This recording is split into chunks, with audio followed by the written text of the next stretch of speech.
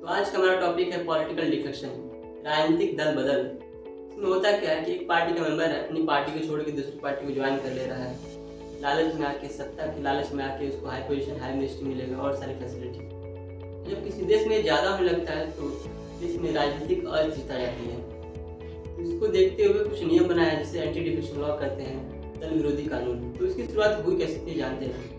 1967 में आम चुनाव होने के बाद बहुत ज़्यादा देखने को मिला था। लगभग 4000 केसेस देखने को मिले थे जिसमें एक पार्टी का मेंबर दूसरी अपनी पार्टी छोड़ के दूसरी पार्टी को ज्वाइन कर रहा है। कोई पार्टी ज़्यादा दिन टिक नहीं पा रही थी, ये पार्टी सत्ता में आ रही है फिर दूसरी पार्टी आ रही है।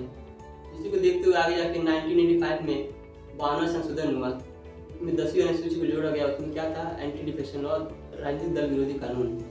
इसमें कुछ प्रावधान रखे गए, कुछ बातें रखी गई। अगर कोई पार्टी का मेंबर कुछ ऐसा करता है तो उसको अपने पद से रिजाइन देना पड़ेगा, इस्तीफा देना पड़ेगा, वो डिस्क्वालीफाई हो जाएगा। क्या क्या बात थी चलिए हम जानते हैं। सबसे पहली बात थी कि चुनाव होने के बाद अगर आप MP MLA कुछ ही बनते हैं, किसी पार्टी से जुड़े हुए हैं और अपनी इच्छा अनुसार पार्टी को छोड़ रहे हैं, तो आप उस पद से क्या हो जाएंगे, डिस्क्वालीफाई हो जाएंगे। दूसरा, अगर निर्दलीय चुनाव लड़ रहे हैं और आप जीत रहे हैं और फिर आप किसी पार्टी को ज्वाइन कर रहे हैं तब भी आप डिस्क्वालीफाई हो जाओगे।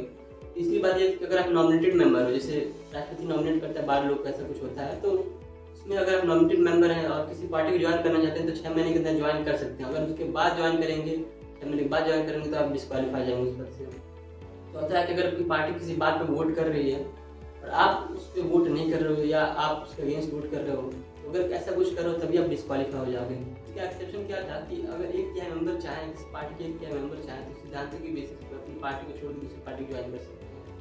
बाद में 2003 में 91वां संशोधन हुआ, 91st अमेंडमेंट हुआ। इसके तहत 1/3 को, एक तिहाई को 2/3 कर दिएगा, 2/3 कर दिएगा। उस पार्टी में से किसी मेंबर 2/3 मेंबर, 2/3 मेंबर दूसरी पार्टी को ज्वाइन करते हैं तो उनको कोई डिस्क्वालिफिकेशन नहीं देखना पड़ेगा, कुछ भी डिस्क्वालीफाई नहीं होगा।